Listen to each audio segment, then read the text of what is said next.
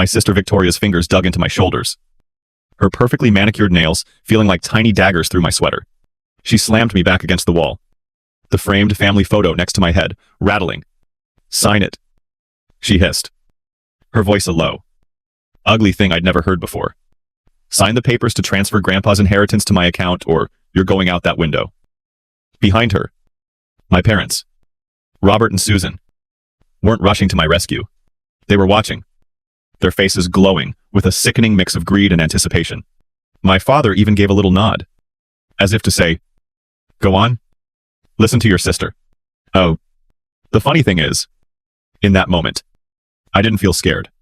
I felt calm, a cold, crystal clear calm that settled over me like a blanket of snow. To understand why I didn't scream, you have to understand that I've had a lifetime of practice in being invisible. You get used to being treated like a ghost in your own home. A piece of sensible furniture they'd inherited and weren't quite sure what to do with. My name is Anna. For as long as I can remember, the roles in our family were perfectly cast. My sister, Victoria, was the star. She was 3 years older, louder, brighter, a social media influencer, whose life was a curated collection of brand deals and exotic vacations. She was the golden child, the one who made our parents proud, in a way they could post about on Facebook. And me, I was the quiet one, the archivist, the one who found comfort in the dusty silence of old libraries and the smell of aging paper. My achievements were quiet things, acquiring a rare manuscript for the city archive, getting a small commendation for my research, things that didn't come with a flashy photo op. In our family's economy, where attention was the only currency that mattered, my work was basically a nonprofit. Victoria collected followers. I collected first editions. Only one of those was considered a real asset. It wasn't that my parents disliked me. Disliking someone requires acknowledging their presence. It was more like a constant, gentle erasure. At family dinners, the conversation would orbit around Victoria's latest collaboration or her drama with another influencer. I could sit there for 2 hours and be asked exactly one question, usually about whether I wanted more potatoes. Birthdays were a perfect example. On Victoria's 25th, my parents threw her a lavish party at a rooftop bar, complete with a professional photographer, and a gift I later found out was a down payment on a luxury car.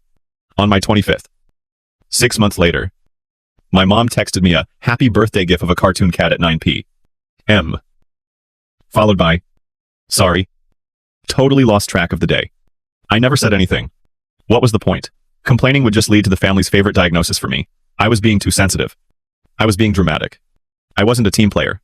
So, I learned to swallow the hurt. I learned to expect nothing. It was easier that way. It was a survival tactic. I just never imagined that the person I'd need to survive would be my own sister, with my parents cheering her on. But standing there, with Victoria's breath hot on my face and the cold glass of the window at my back, I realized that my lifetime of being overlooked had given me one unique advantage. Nobody ever saw me coming. Of course, that's not entirely true. There was one person who saw me, my grandfather, Arthur, while the rest of my family operated at a high volume, chasing flashy careers and social status. My grandfather was a man of quiet substance. He was a retired history professor who had built his wealth not through risky ventures, but through slow, steady, intelligent investments. He believed in things with foundations, old books, sturdy furniture, and people who meant what they said. His house was less of a home and more of a library with a kitchen attached. And it was the only place I ever felt truly seen. He never cared about Victoria's follower count. He cared about the books I was reading. He'd ask me about my work at the archive, not with the polite, vacant stare of my parents, but with genuine curiosity. He'd listen for 30 minutes as I explained the delicate process of restoring a 17th century map, his eyes full of a respect I couldn't find anywhere else. "Don't ever let them convince you that quiet means weak, Anna," he told me once, looking up from a worn copy of Marcus Aurelius. "The loudest voices are often just trying to drown out the fact they have nothing to say." He was the only person who understood that my silence wasn't emptiness, it was observation. The contrast was brutal. I remember one Sunday dinner, just a few years ago. Victoria had just landed a sponsorship with some teeth-whitening brand. My parents were ecstatic, popping a bottle of champagne they'd been saving for a special occasion. They toasted to her, calling her a true entrepreneur. Later in the same meal, I mentioned, almost shyly, that I'd been asked to consult on a project for the State University's historical collection, a genuine honor in my field. My father just nodded, his eyes already back on the football game on the TV in the other room. "That's nice, honey," my mother said. before turning back to Victoria. Now, tell us again what the discount code is for your followers. It was 1,000 tiny cuts like that. Over years. That taught me not to expect anything. So I didn't. When my grandfather got sick, I was the one who sat with him. I'd read to him for hours. Everything from historical biographies to bad detective novels. Victoria would pop in for 15 minutes. Take a well-lit selfie with him for her Instagram story, with the caption number, "Family First," and then leave. Citing a super important brunch meeting. My parents would visit, but their conversations were always strained. Full of talk about hospital bills and estate planning. Whispered just outside his door as if he couldn't hear. When he died, our family grieved in two very different ways. I mourned the loss of a person. They mourned the temporary inconvenience of not knowing the balance of his accounts. At the funeral, I remember standing by myself, just watching. Victoria was holding court, accepting condolences like she was on a red carpet. My parents were networking with distant relatives. I overheard my father telling my uncle, "Well, Arthur was always practical. I'm sure everything is in order." He wasn't talking about the funeral arrangements. I cried for the loss of the one person who saw me.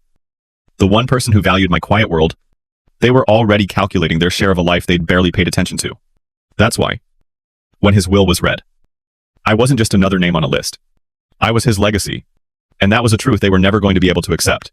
They thought his money was a prize to be won. They never understood that to him. It was a responsibility. And he had left it to the only person he trusted to understand the difference. The meeting was in a conference room that felt cold. Even though it was the middle of summer. The lawyer's office smelled of old leather and the kind of quiet, expensive disappointment that hangs in the air where fortunes are divided. My father, Robert, sat at the head of the table, trying to look like he was in charge.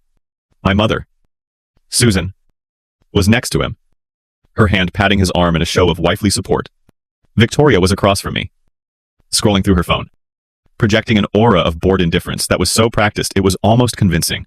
The lawyer, a man named Mr. Davies, who looked exactly as weary as you'd expect, cleared his throat. He read through the minor bequests first. Grandpa's vintage watch collection went to my father. His first edition poetry books went to a university archive. That one made me smile. A few small sums went to distant cousins. My family nodded along, their polite patience wearing thin. This was the opening act. They were waiting for the headliner. Finally, Mr. Davies put on a different pair of glasses. "And now," he said, his voice flat, "we come to the remainder of the estate. This includes the primary residence, the associated properties, the investment portfolio, and the controlling interest in Ellison Holdings LLC, with a current estimated value of," he paused, and my family leaned in. $8.7 million. Victoria finally looked up from her phone. A hungry glint appeared in her eyes. As per the final, notarized amendment to his will, dated 6 months prior to his passing. Mr. Davies continued, looking directly at me. "Arthur Ellison leaves the entirety of this remainder estate to his granddaughter, Anna Ellison." The silence that followed was a physical thing. It was so complete. I could hear the faint hum of the air conditioning unit. Then, Victoria let out a sharp, ugly bark of a laugh. "I'm sorry." "What? Is that a joke?" Grandpa had a weird sense of humor. "But that's not funny." Mr. Davies didn't even blink. He simply slid a copy of the final page across the polished table. Mr. Ellison was of sound mind and body, and was very clear in his instructions. "It's all here.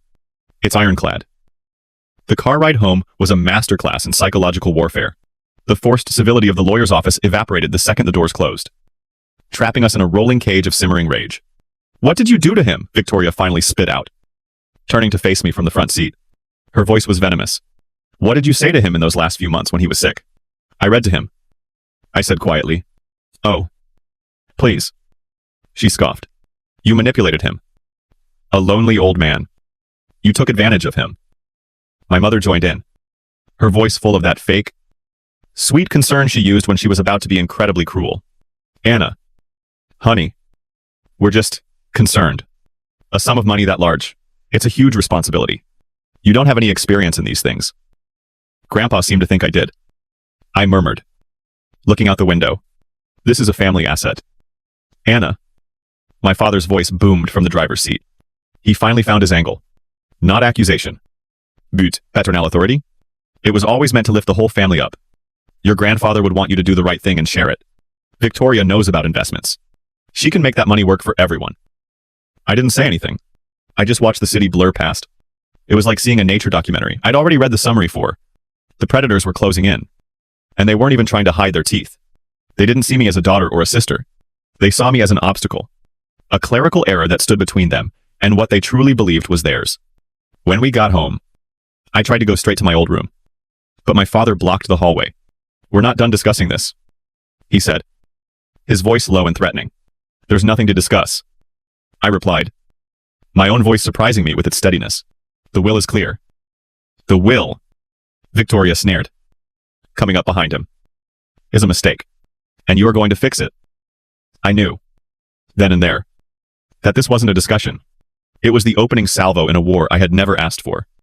But one, my grandfather had spent years preparing me to win. After the initial storm of anger failed to move me, the weather changed. The thunder stopped. And a thick, suffocating fog of manipulation rolled in. It was, in its own way, far more dangerous. The next morning, Victoria came to me. Not with threats, but with tears. Her eyes were red-rimmed. Her voice was a fragile whisper. It was a performance worthy of an award. She found me in the kitchen, making coffee, and stood in the doorway, clutching a mug like a prop. "Anna," she began, her voice cracking. "I was horrible yesterday. I'm so sorry." I didn't say anything. I just watched her. "It's just, you don't understand the pressure I'm under," she continued, a single tear tracing a perfect path down her cheek. "Everyone expects me to be this huge success. The brand deals, the travel, it looks glamorous. But it's a business. A very expensive business. I have debts. Anna. Huge ones." She looked at me with wide, pleading eyes. "That money, it wasn't just for me. It was to secure our family's future. Our future. I always thought I'd be the one to take care of Mom and Dad." It was a beautiful speech. Every word was chosen to make her the hero, the martyr, the one carrying a burden I couldn't possibly comprehend. My parents, of course, played their parts perfectly. Later that day, my mother cornered me in the garden. She talked about all the sacrifices they'd made, how they'd invested so much in Victoria's career because she was the face of the family. My father followed up with a talk about legacy, about how it was now my turn to contribute, to do the right and fair thing. They weren't asking me to give the money away. They were framing it as my sacred duty to hand it over. Outwardly, I played the role they had written for me. The quiet, uncertain, easily swayed younger sister. I told them I was overwhelmed. I told them I needed to think. I let them believe their performance was working. But inwardly, I was already moving. That afternoon, while they were out, I locked myself in my old bedroom and called Mr. Davies. "They're trying to manipulate me into signing it all over," I said, my voice low. "I need to know. The clause my grandfather mentioned, is it real?" There was a pause on the other end of the line, and then I heard the faint smile in his voice. "Oh, it's very real. Anna, in his notes, he called it the greed clause. He told me, if they act like the people I'm afraid they are, I want the will to have one final lesson for them." He anticipated this. Anna, every last bit of it. A wave of love for my grandfather washed over me. So fierce it almost brought me to tears. He hadn't just left me his money, he had left me a shield. And the conditions I asked, any documented act of coercion, threat, or manipulation intended to force a transfer of the inheritance results in the immediate and permanent disinheritance of the offending parties. He recited, their share, which in this case is everything, would be irrevocably transferred to the charitable foundation he established. Documented, I repeated. What kind of documentation? A recording would be ideal, he said. Something undeniable. That was all I needed to hear. An hour later, I was at an electronics store, buying the smallest, highest resolution hidden camera I could find. It looked like a simple black phone charger. Utterly boring and forgettable. Back at the house, I placed it on the bookshelf in the living room, angled perfectly towards the sofa and the coffee table where I knew the final act would take place. Its tiny lens was hidden in plain sight. I plugged it in, synced it to my phone, and watched the live feed for a moment. The empty room, the stage. They thought they were setting a trap for me. They had no idea they were about to walk right into mine. All I had to do now was wait for their patience to run out. And looking at the hungry, desperate expressions on their faces, that night at dinner, I knew I wouldn't be waiting long. A week. That's how long my performance of The Conflicted Little Sister lasted. A week of me saying, I just need more time, while they circled me like sharks, their patience wearing thinner with every passing day. The sweet, concerned masks they had put on were beginning to slip, revealing the ugly, snarling greed underneath. The end came on a Tuesday night. I was in the living room, reading, when they all came in together. A united front. My father, Robert, didn't bother with pleasantries. He threw a thick stack of legal documents onto the coffee table. The sound made me jump. The time for thinking is over. Anna, he said, his voice flat and hard. You're signing these. Tonight? I looked down at the papers. Irrevocable Asset Transfer Agreement. My name and Victoria's were typed neatly throughout. I looked up at them, summoning every ounce of fake fear I could muster. I can't, I whispered, letting my voice tremble. It wouldn't be right. It's not what Grandpa Arthur would have wanted. That was the trigger. It was like I'd flipped a switch. Victoria's face, which had been a mask of strained patience, contorted into pure rage. Not what Grandpa would have wanted, she shrieked, her voice cracking with fury. He's gone, he's not here. But we are, and we are sick of your pathetic, holier-than-thou act. Before I could react, she lunged across the coffee table and grabbed my arm, yanking me to my feet. You think you're better than us, don't you? Hiding in your books? Judging us. Well, your books aren't going to save you now. She was strong, fueled by years of resentment and entitlement. She dragged me across the room, towards the large bay window that overlooked the stone patio 2 stories below. The same window where my grandfather and I used to sit and watch the rain. You are going to sign those papers, she snarled, shoving my face close to the cold glass. Or I swear to God, I will show you exactly what a 2-story drop feels like. I looked past my own terrified reflection in the glass and saw my parents, my mother, Susan, took a step forward, but only to say, Victoria, be careful, you'll break her arm before she can sign. My father just stood there, his arms crossed, a grimly satisfied look on his face. He was watching his golden child finally take what was hers. By any means necessary. He approved. In that moment, everything my grandfather had ever feared about them was on full display, illuminated under the living room lights for my hidden camera to capture in perfect, high-definition clarity. I let out a small choke-it-sub. I looked from my father's cold eyes to my mother's anxious greed, and then to my sister's face, twisted with hate. I glanced for just a fraction of a second towards the bookshelf. A silent message to my future self. A silent promise to my grandfather. Then, I let myself break. The fight went out of me. I went limp in her grasp. Okay, I cried, letting the tears stream down my face. Okay, I'll sign. Just let go of me. Please. The change in the atmosphere was immediate. Victoria's grip loosened. She shoved me away from the window and I stumbled back, landing hard on the sofa. There was a collective sigh of relief from my parents. The tension broke, replaced by a smug, triumphant silence. Victoria picked up the documents and a pen from the table and threw them into my lap. Now, she commanded. I picked up the pen. I made sure my hand was shaking. I could feel their eyes on me. 3 pairs of eyes, watching me, waiting for me to sign away my future, to validate their cruelty, to confirm what they had always believed, that I was weak. And they were strong. My father was smiling. My mother looked relieved. And Victoria, she looked like a queen who had just reclaimed her kingdom. The tip of the pen hovered over the signature line. They thought they were watching a surrender. They were actually witnessing the execution of a sentence they had just passed on themselves. I let the moment stretch, the pen in my trembling hand. The thick, expensive paper waiting for the stroke that would sign away my grandfather's legacy. Victoria watched me. A cruel, triumphant smirk playing on her lips. I could practically hear their thoughts. The final closing of the steel trap they had so carefully laid. Then, I took a deep breath, and I set the pen down, neatly, beside the document. I looked up. The tears were gone. The fear was gone. My face, I imagine, was as calm and still as the surface of a frozen lake. Victoria's smirk faltered. What are you doing? Sign it. In a minute, I said, my voice even and clear. It didn't even sound like my own. It sounded stronger. But before I do, I think you should all hear a little something about Grandpa Arthur's real final wishes. I reached into my pocket and pulled out my phone. What is this? Another one of your stupid games, Victoria snapped, taking a step forward. Just sign the damn thing. Let her play it, my father said, his voice laced with annoyance. but also a flicker of uncertainty. He knew something was wrong. I pressed play. The crisp, professional voice of Mr. Davies filled the silent room. It was from the call I had made a week ago. And, just to be perfectly clear, Anna, the recording said, your grandfather was very specific. He added what he referred to as the morality clause. It states, and I quote, in the event that any potential beneficiary should engage in a documented act of coercion, threat, or physical or emotional manipulation, with the intent to force or otherwise unduly influence a transfer of the inheritance, said, beneficiary will be immediately and permanently disinherited.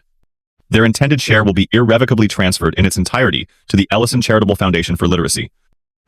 And the recording ended. The hum of the refrigerator from the kitchen suddenly sounded deafening. My mother was the first to speak, a nervous little laugh escaping her lips. Well, that's absurd. He wouldn't do that. Victoria's face was a mask of confusion. That's not legal. You faked that.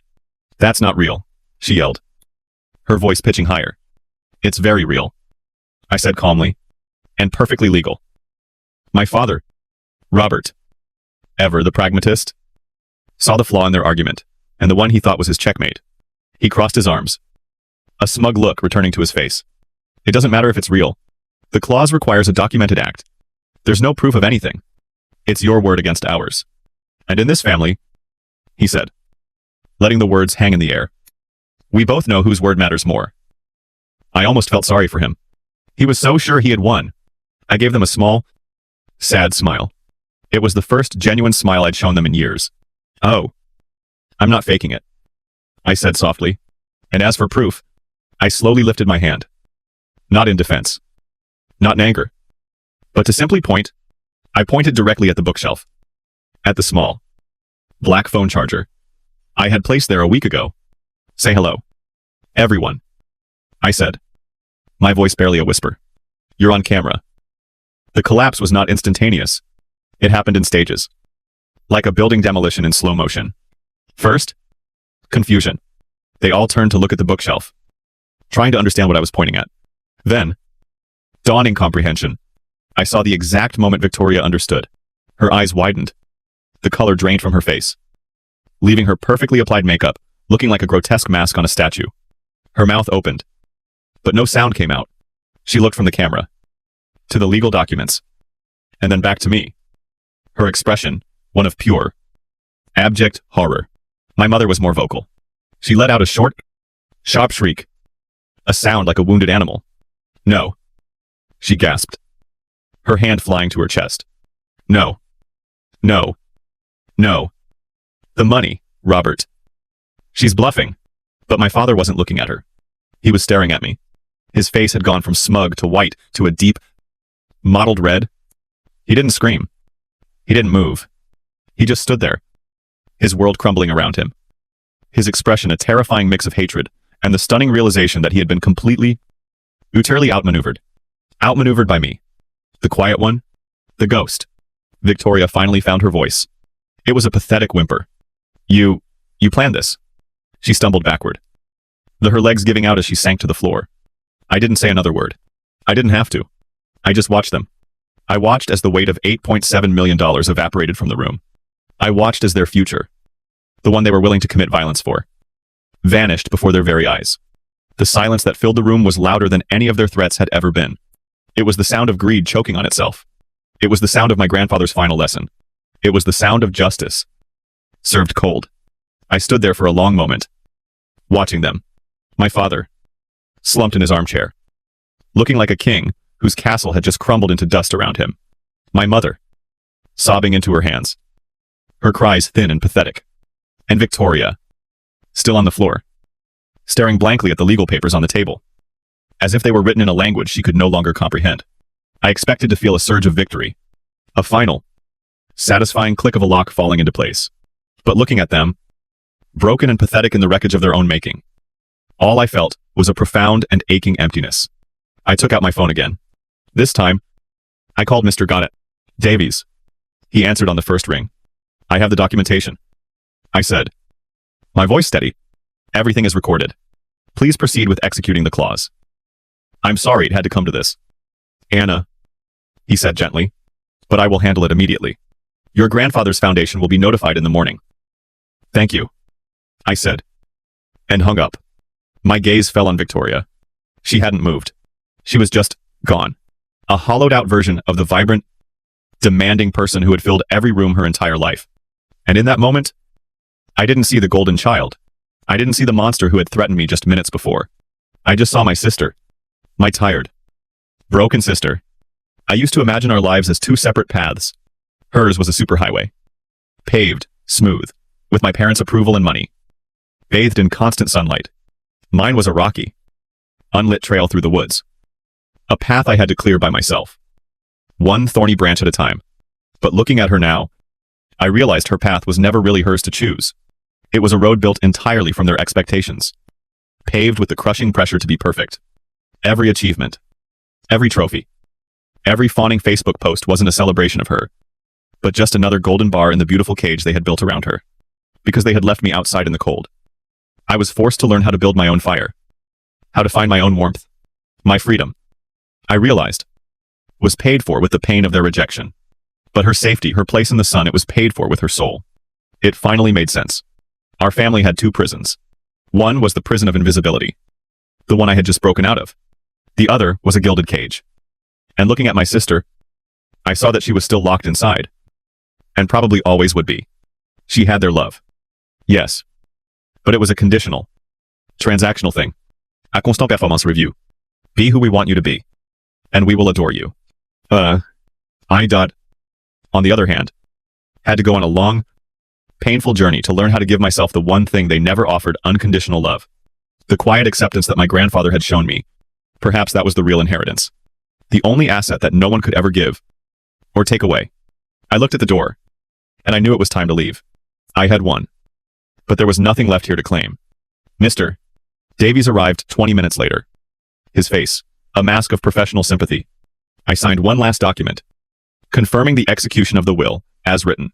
My family didn't even look at me. They were just three ghosts, haunting the ruins of their own greed. I placed the pen on the table, picked up my purse, and walked out the front door. I didn't say goodbye. There was nothing left to say. The sun was bright outside, and the air felt clean and new. I walked down the long driveway. The same one I'd trudged up and down for years. Always feeling like I was arriving on someone else's terms. But not today. Today, I walked away with nothing but the clothes on my back and the keys to my small apartment. I had inherited $8.7 million, and, in the end, I was leaving with zero, and I had never felt richer in my entire life. As I walked, I thought about the quiet, sad girl I used to be. The one who thought love was something you had to earn.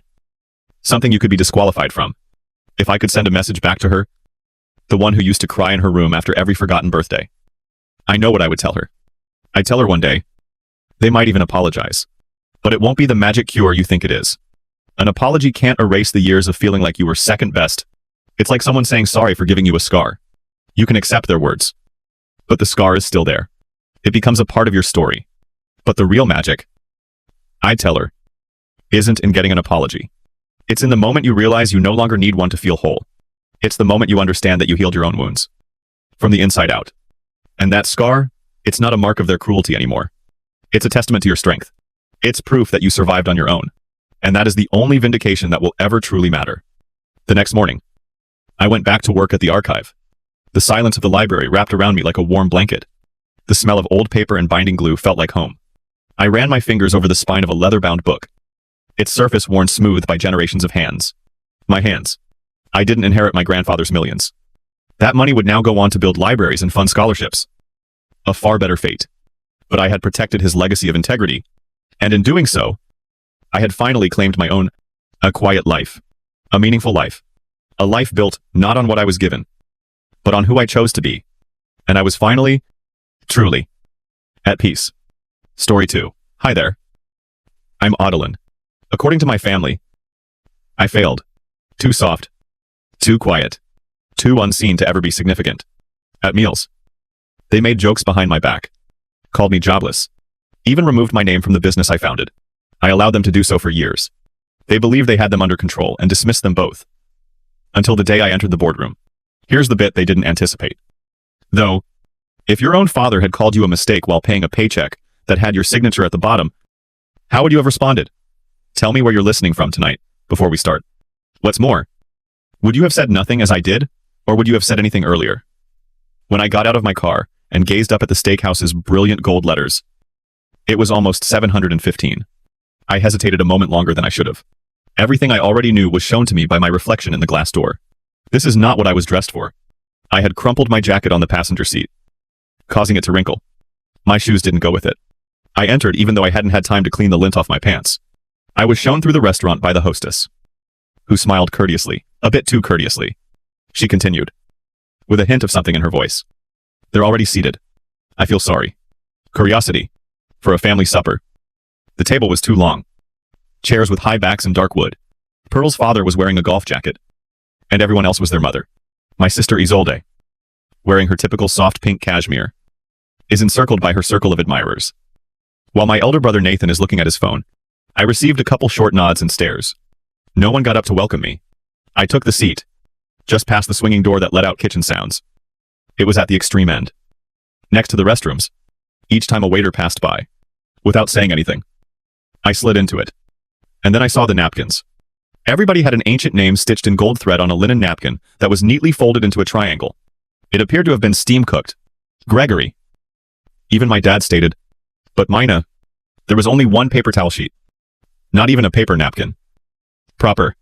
It was only a cheap square that had been pulled off, folded in half, and placed next to the dish. I gave it too much attention. Nobody spoke. Not even a joke. Nothing but quiet. The crueler aspect was that I left it there with a smile. The waiter stopped by to collect orders for drinks. I requested lemon-flavored water. Nathan laughed and stated he was still sober. Well done. Sis. It hurt more than it ought to have. The topic of careers came up. It did. Of course. Always. Isolde glowed. My company is completing a purchase. As she raised her wine glass, she spoke. 50 million assets. Both international and domestic. Next week. They're putting their faith in me to conduct the client presentation. They all cheered as if they were in church. Dad grinned and remarked, "That's our girl. Some of us leave behind a legacy." Then he came over to me. "And a few of us. Try it." Then, the words weren't the only thing. The delay before trying was the reason. As if he had deliberately avoided gentler wording after considering it, I didn't answer. I tucked the paper towel away carefully after folding it again. Isolde leaned in my direction. "At least you have a lot of spare time. Honestly, that must be pleasant. The grind isn't for everyone. More giggling.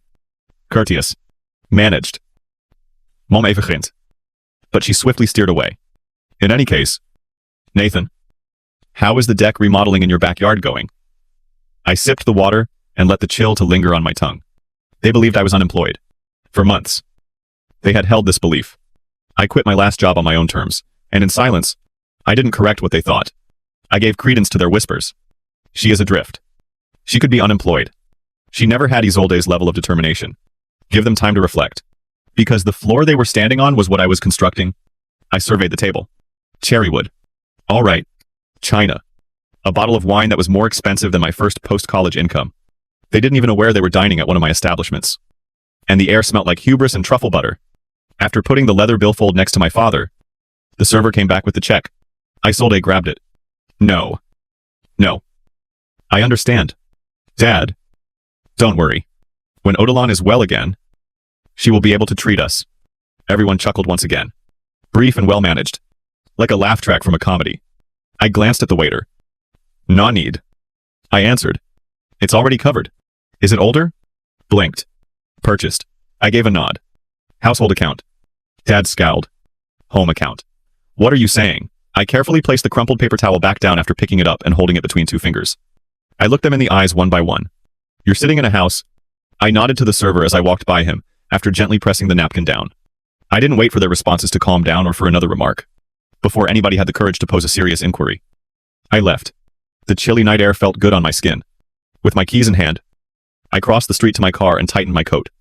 Headlights racing by, glasses clinking, and laughter from nearby tables filled the streets of downtown Atlanta. As I got into the driver's seat and shut the door, I let the stillness fall between me and each of them like a curtain. I did not switch on the radio. I made no phone calls. I simply allowed the city to pass by my windows. Still recalling the feel of the embroidered napkin, my fingers were resting on the driving wheel. The irony-dipped silky feel of it on my fingertips. just beyond the industrial sector. Where the gleam of downtown gave way to fading lettering and drab concrete, I was stopped by a red light. It was still standing when I turned my gaze to the left. The storage facility. Not much had changed. The siding's paint flaking was worse than it had been.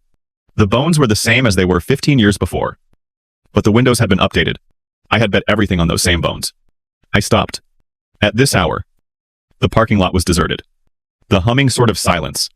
I let my thoughts drift while I sat in the car with the motor running. In the past, that building had been everything. I used what little money I had saved from tutoring and part-time jobs to sign the lease when I was 23. The room was empty, with only a leaky roof and old cement floors. It was mine. Though, I used it as a launching pad, though I knew no one would take me seriously. I had this idea for logistics automation software that could track, optimize, and anticipate delays before they occurred. Not at that age. Not with my name. I therefore made up a fictitious consulting business and pitched under that name. Everything was created from the ground up. Covered all night. I learned how to manage servers on my own. Worked double shifts and sent emails to businesses. One Sunday meal. I told my family about it at the time. It seems like yesterday when I recall this old reaction. She smirked. Fork paused midair and said, "What is this like?" Nerd fiction. Sounds like something out of a B-list sci-fi movie. Dad didn't even look up from his glass. You need to think about a real career. Honey. Something steady. H.R. would be a great fit for you. You're organized. They didn't ask questions. Just moved on. I laughed along with them that night. But when I got back to the warehouse, I cried for 20 minutes on the concrete floor. Then kept writing code. Months later, I landed my first real contract with a major freight company out of the Carolinas. They didn't care who I was.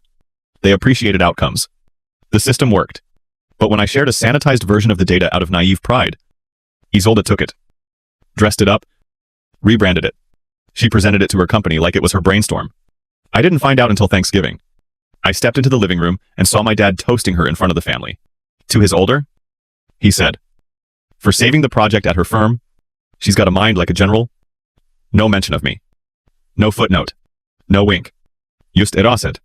I stood there holding a pie I'd spent 4 hours cooking and felt my cheeks flush. Mom clapped. Nathan high-fived her. I sat in the corner and stayed silent. That was the moment things shifted. Not only that I was invisible, but that they were rewriting the tale and leaving me out. I didn't correct them. I didn't pick out the emails. The images. The code with my digital signature.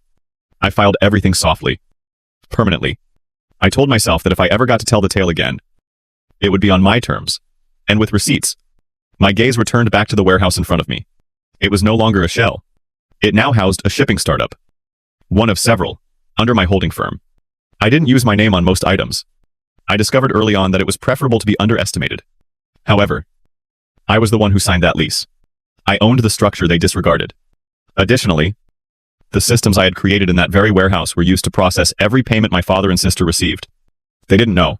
Every office they worked at had a lease signed by the unemployed female they highlighted.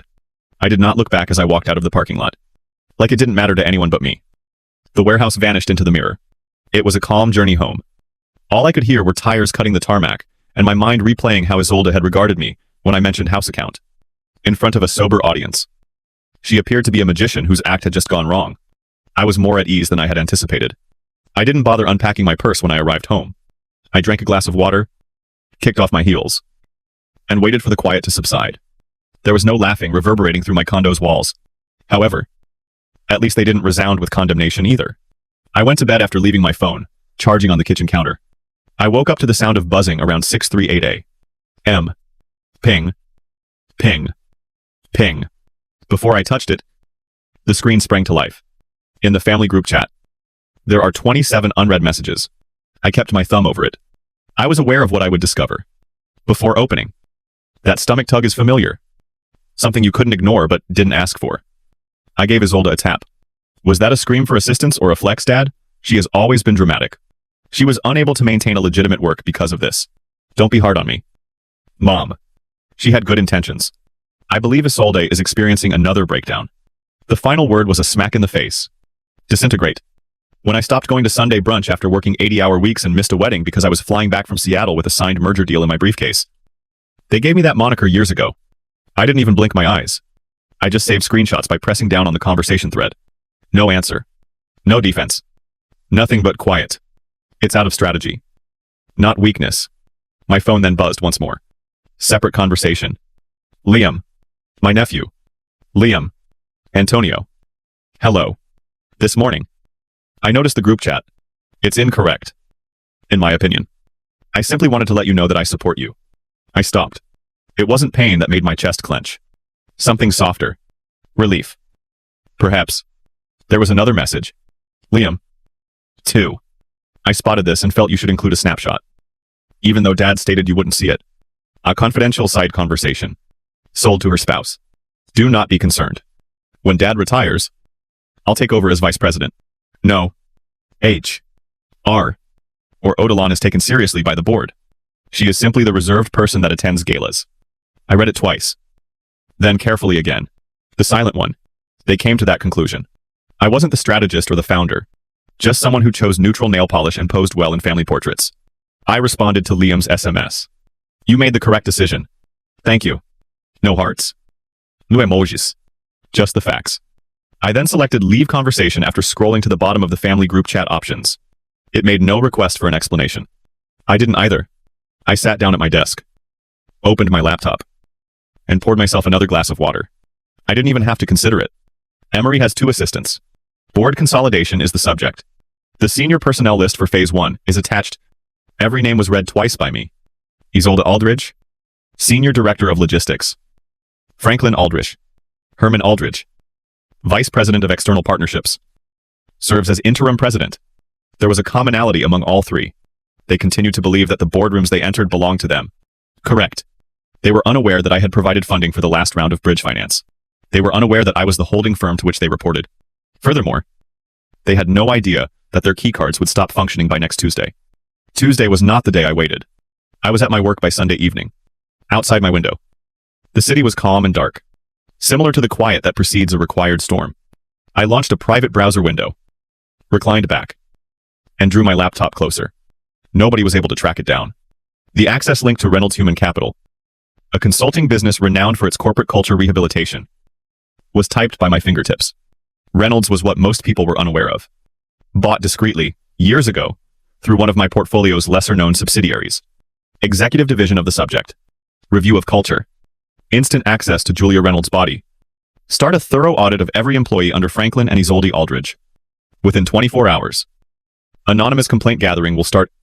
Every discovery should be sent to the board compliance folder labeled Phase 1. No flags. No. Signatures. Let the data do the talking. Internal grievances started to pour into the inbox by Monday afternoon. Some had just a few lines. Others resembled journal entries. After being ignored for years. We're fortunate to have a family-run business, he says. But we're not family. We are expendable. In front of the interns. She referred to me as Grandma in heels. You don't get promoted if you're not related to them. Isolde once made a joke at a Christmas gathering. Unbeknownst to them. Some people age out of relevance. There I stood. It was my 50th birthday. I read them all. Not once. 3 times. An ancient scar was scraped by each line. I believed it to be healed. Inside.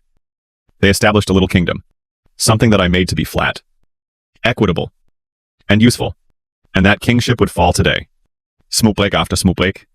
I was enjoying my second cup of coffee on Tuesday morning when the internal notice sounded. There will be a mandatory compliance review meeting. Time of Isolde Aldridge, 1130 A.M. Officer Amanda Roth. Senior Consultant. Reynolds. H.C. Assigned to Conference Room 3C. I didn't grin. I didn't have to. As old as heels reverberated down the marble corridor by 11:15. She entered my office with her chin up and her lips tight. And I looked through the opaque glass. After 5 minutes, my dad stormed into my office without knocking. What is this? He spoke loudly. Isolde was just caught in an ambush. Why in the world are you doing this? Dylan slowly. I put down my coffee. The rim's steam was still rising. The board took the initiative. You are aware that transparency is a hot topic right now. He gave me a scowl as if I had smacked him. Do you find this amusing? Do you honestly believe that the best way to prove yourself is to scrutinize your own sister calmly? I folded my hands on the desk. Although I believe it's past due. You are welcome to submit a formal protest. The procedure currently operates in this manner. Not tantrums in the hallway. He appeared to want to toss something. But nothing within his grasp would save him from seeming foolish. The shaking in the frame stuck with me, even though he didn't smash the door when he rushed away. My legal aid.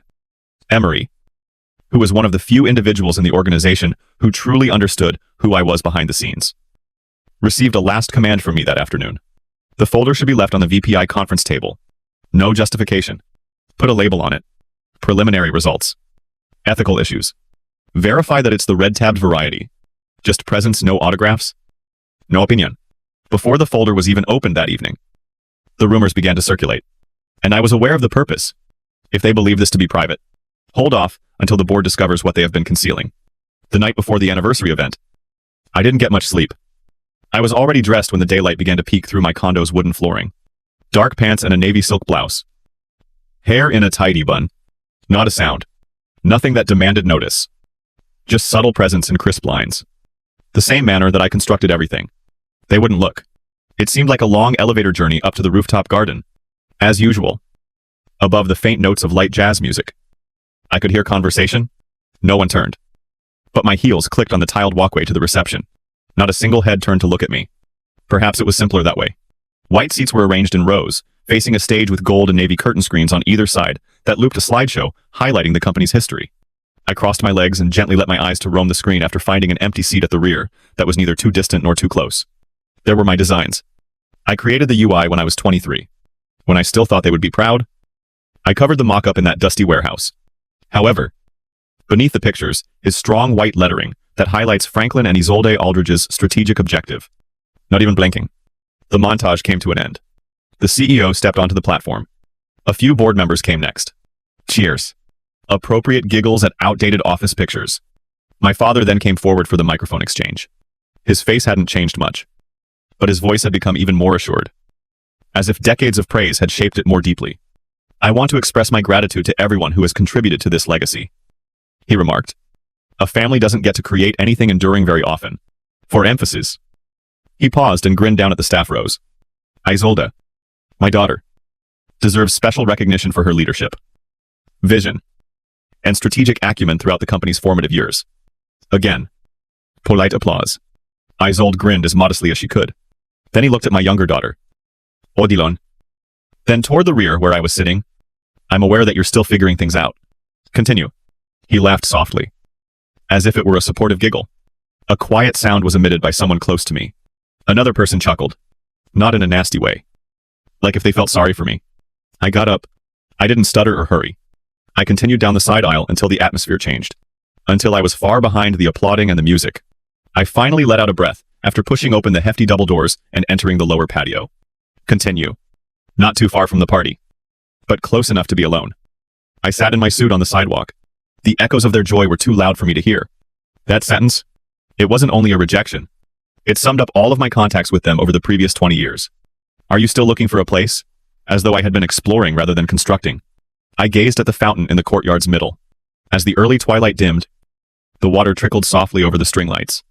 I considered packing a suitcase, heading home, and vanishing. I could. I had the money, the obscurity, and the silence. However, a young intern named Kayla was interrupted by a voice close to the stone archway where two corridors converged. I recalled that a middle-aged executive was reprimanding her. You don't just knock on a VPI door in the middle of a logistics discussion, he said. A chain of command exists. You are no longer a college student. She nodded, despite her cheeks crumpling. Last month, it was her who inquired about vendor integrations. Luminous eyes. Quick learner. With an armor-like embrace around a file folder. She turned and left. I saw her leave. I recognized the stroll I used to take when I had ideas and no one was interested. I remember being made fun of for asking pointless questions in rooms I wasn't supposed to be in. Back when I believed they may be correct. I tightened my hands as I glanced at the lights once again. I would allow them to steal my name, my space, and my credit. I would allow them to enclose me and pretend that I was still learning. However, it is no longer the case. Not after tonight. Slowly, I dusted the dust from my trousers, got up, and walked back toward the corridor that went inside. Perhaps it was time for them to hear my voice if they were brave enough to remain silent. Perhaps it was time for them to hear my voice if they were brave enough to remain silent. Monday morning came with a false sense of peace. The city was buzzing with its typical unconsciousness, and the sky over Midtown were a faint stretch of gray. I parked at the executive garage's 4th floor. As usual, same key fob, same space. However, I wasn't simply turning up today. I adjusted my blazer, tapped the Bluetooth in my ear, and got out of the car. I walked silently toward the service elevator and murmured, "Start phase 2. Without hesitation. My assistant said, "Yes, Miss Aldridge." The system initiated what we referred to as a quiet lockdown as the elevator doors shut behind me. Only back-end selective access changes. No system-wide notices or warning banners. The cleanliness was surgical. The IT security team had already started putting the policy into practice. When I arrived at my workplace, I saw the courtyard down below, where staff were just beginning to arrive. From my window, they were all unaware that by lunchtime, some doors will be closed to some individuals. I went to the admin area and logged in. Zelda Aldridge and Franklin Aldridge are at the top of the list, having both had their executive security override removed. I didn't grin. Retaliation wasn't the point here. Control was at issue here. Getting back something I shouldn't have lost in the first place. A notice showed up on my screen at 9:02 a.m. No access. An attempt to connect into the Aldridge Air server was rejected. Then another access was refused. The request to enter the F. Aldridge Financial Archives was denied. I turned to face my helper, who was holding a tablet at the edge of the doorway. Ensure that their responses are recorded. After giving one nod, she walked out of the room. A ripple had already begun to form by late morning, demanding to know why her credentials weren't functioning. Isolde had barged into HR. I was not required to be present. I had surveillance footage, logs, and a timestamp. I let the statistics do the talking. However, revenge arrived by lunchtime. A flagged message from Internal Affairs buzzed across my phone. A potential attempt at character defamation is urgent. An anonymous, unsigned PDF that said I had falsified performance reports due to emotional instability is attached. It was tinged with worry. The type that conceals its clause with phrases like unfit and erratic. I learned everything from the file information. It had been made the previous evening on a machine that belonged to his former helper, before she used that laptop to create her quarterly reports. I had seen its IP address. Careless. I stood up and closed the file. There was no need for a meeting. All I needed was a hallway. At first, she didn't notice me coming. With her face taut with fake serenity and her chin high, she clicked her heels quickly along the hallway. She stopped for just a moment when she saw me. I even remarked, "If you're going to leak fake documents, beta encryption." At least. She narrowed her eyes after blinking. "You're simply resentful. You weren't picked by Dad." "Did he pick you?" I inquired. "When I was constructing everything you stood on, did you simply talk louder?" He sold his head cocked. "Odie. He never thought of you as a leader. He didn't even consider you a rival." I moved in closer. "He never saw," I said. For a period, I didn't wait to hear her counter-argument. Before the pain of what I had spoken had really subsided, I turned to go. I went back to my office and composed a last message to legal, to the ethics committee and HR. Findings of subject wrongdoing. A complete board review is necessary. Isolde wasn't imitated by me. I didn't take after my dad. I just hit the transmit button. After that, I wrote a note in my planner. 10 a.m. on Thursday. Conference room, 9B. Full board. The gathering wouldn't be visible to them. Send out invitations before it's too late. The boardroom door had already latched behind them before they learned the meeting was mandatory. The door clicked behind them as soon as they had entered the meeting room. There was no loud noise, only a neat mechanical lock that made it obvious it wouldn't be opening again very soon.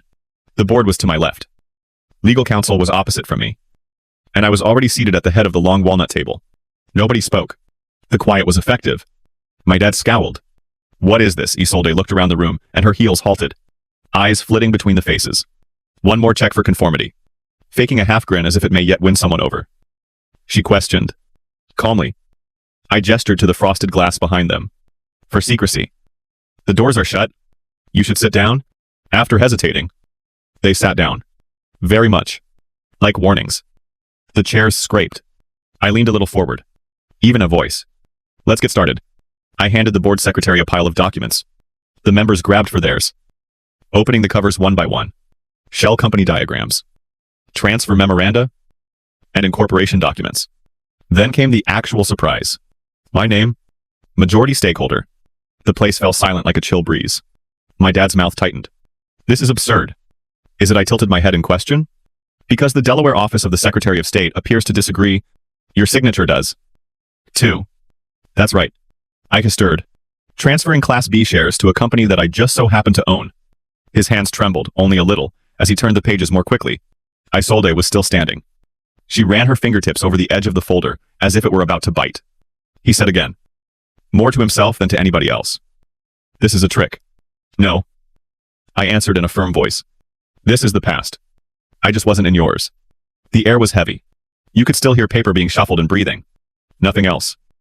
Until I pushed a tiny black remote control that I had retrieved from my blazer side pocket. I said, "Let's analyze culture." Voices came first, followed by the crackling of a ceiling speaker. Isolde. Clearly. Half of the teams are coasting. You don't have a voice if you're not family. Next. Laughter. The women left the room as her father spoke. On the back and forth. You save time. One of the board members tensed. Another blinked quickly as he glanced down at the table. I gave it 10 more seconds to play. I then selected pause.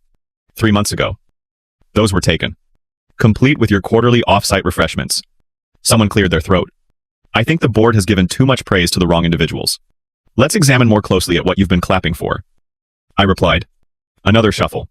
At the far end, the legal advisor took out a memo from his own folder. According to him, these and other remarks gathered throughout our research seem to be in violation of the company's ethical code. Clause 14 requires a required contract review, where the violations are combined with share manipulation and the concealment of legitimate credit. He made a sale. He was pallid now. My father stopped talking and leaned back. The loudest sound in the room could have been that. The chairman's hands were folded. Slowly, he murmured. Mr. Aldridge. Miss Aldridge. We need your resignations by today's end of business. My father sold after opening his lips and closing it again. His voice broke. This is not possible. I fixed my blazer and stood up. Did you wish to remove me? I looked at each of them and replied. To preserve your sense of power. The exact thing you attempted to keep me out of will now be removed from your memory. After that, I turned, went to the door, and gave a nod. The lock behind me snapped open as soon as I reached the assistant who was waiting outside. I revised the conclusion since they had excluded me from the company's history. My clothing were still stuck to the boardroom air. I didn't sit down or let out a breath until I returned to my workplace. As if it owed me something. I went directly to the window, drew aside the blinds, and gazed out at the metropolitan skyline. Only this release, I said, turning around and tapping my assistant's phone. The assertion. The press release was all over the place 20 minutes later. The headlines are thunderous. Following an internal ethics shakeup, the company will undergo significant transformation. The new administration says nepotism and bigotry are not tolerated. For the first time, my name appeared on it without any concealment. Aldridge. Audlin. Hundreds and hundreds of texts and emails flooded in. Current supervisors. Retired staff members. Former interns. And particularly women, contacted out. Some people expressed gratitude in entire paragraphs. Others just sent a simple thank you message. It was long overdue. Humiliating. And overpowering. I came about it when perusing the online mentions. An old coworker from the early days that I hardly remembered shared a side-by-side picture. One picture was outdated. Faded.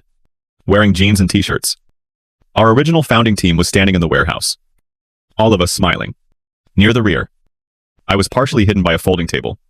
The cropped image from the same day is the other picture. However, I'm in the middle of the foreground this time. She constructed it. According to the caption, they simply stood before it. It struck more forcefully than I had anticipated. Within hours, the post went viral. Desperation accompanied that virality. That night, while sitting side by side on a beige sofa and attempting to appear unguarded, Isolde and my father went live on social media. She had flawless makeup. He spoke in a theatrical tone, with an almost tremulous voice. Isolde said, "She's been planning this for years. Justice was not at issue here. This was retaliation." My father, who was always understanding, followed up with Odell. She found it difficult to accept criticism.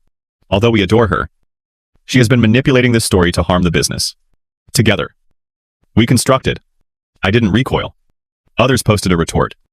But I didn't. Anonymous leaks of screenshots from internal correspondence surfaced. Whistleblowers emerged from the shadows. Stories of arbitrary demotions, rude remarks, and exclusion from important meetings were recounted by former employees. Trends became apparent. Within 1 hour, their videos' comments turned against them. One lady stated, "I was fired after telling HR that Isolde made fun of my stammer. She must have been deliberate about that as well."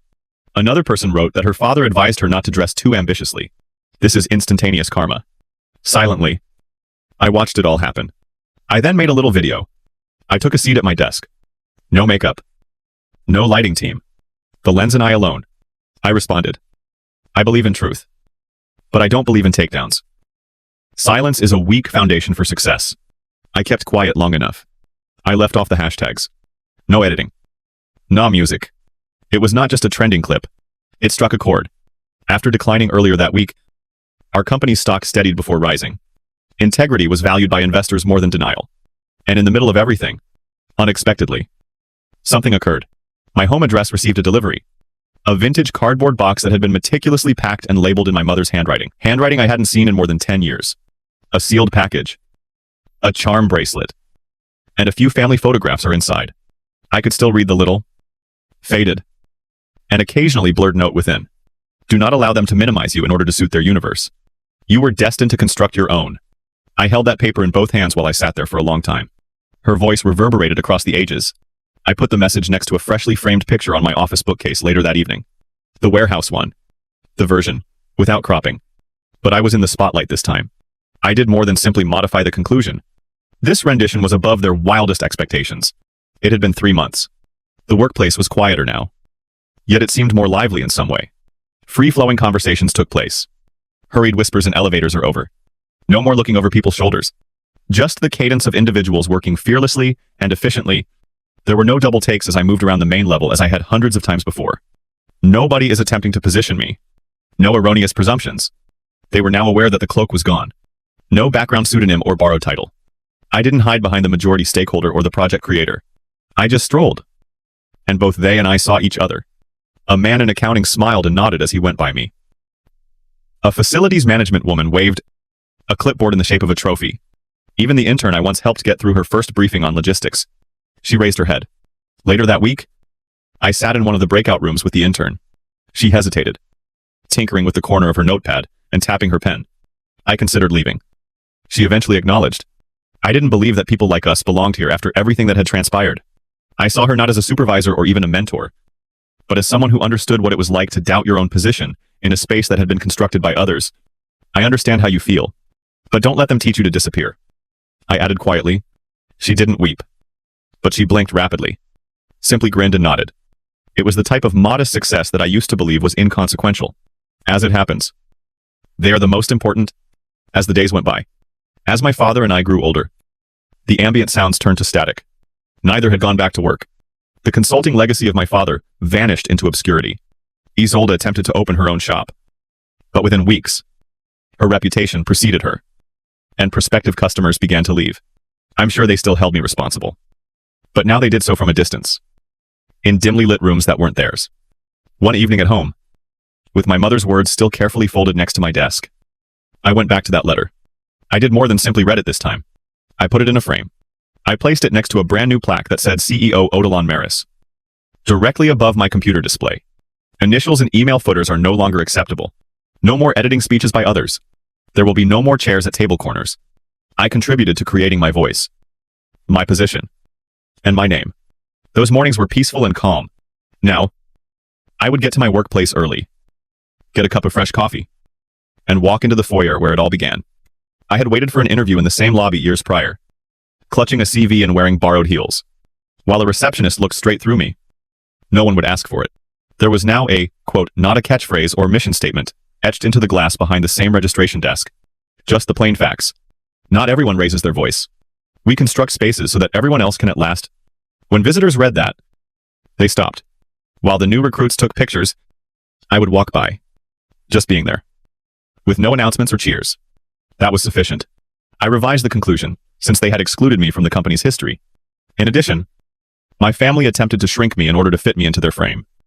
But I wasn't made to fit. I was made to construct new ones.